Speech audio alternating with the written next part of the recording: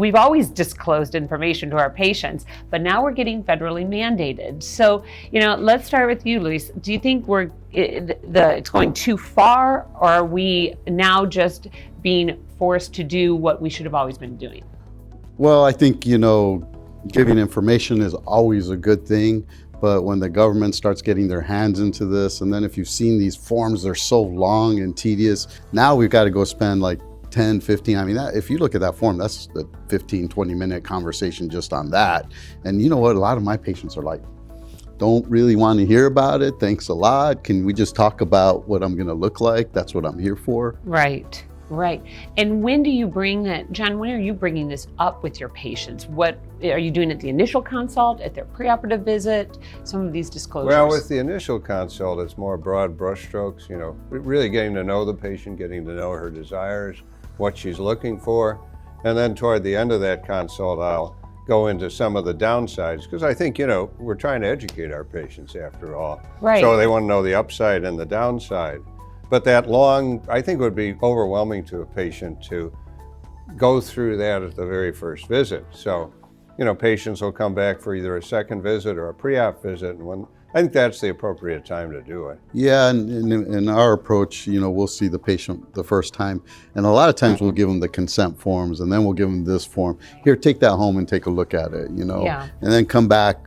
And if you have specific questions, let's go over that information. So we're providing the information and then giving opportunity if they have an interest in that. And I don't know if you've looked as closely with what you've been telling your patients already, but I know in my practice, we're hitting all the facts, the data points. What concerns me is that I don't want the waters to get muddied with some of the additional verbiage where it says, and this could be related, but there's no data to this, or this could be, and so I want my patients educated, but I don't want them confused, right? Well, I think that's a problem when you have non-medical people writing things. We've seen this, let's face it, over the last 2 years with the pandemic.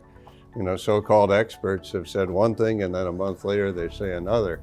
So, the best knowledge comes from a practicing plastic surgeon who's taken care of hundreds, thousands of patients and knows what to tell people. Right. I think their heart's in the right place at FDA. I just want to make sure that, the patients are not getting overwhelmed with some of this information. And I think, medicine is an art, right? And so I have to read my patient within 15 seconds of walking in that room. Like, how in depth do they want to go into what, And this is the art aspect of it. And then they're just kind of throwing this real concrete thing at us, thinking that every single patient wants that. And I really don't think now I think we provide the information, hit the major points, and then, maybe filter out what each patient might want. Right, absolutely. Well, it's something that's always going to be evolving as we get more data, and then what we present will be evolving. Well, that wraps up our section on disclosures. For more information, head over to the plasticsurgerychannel.com.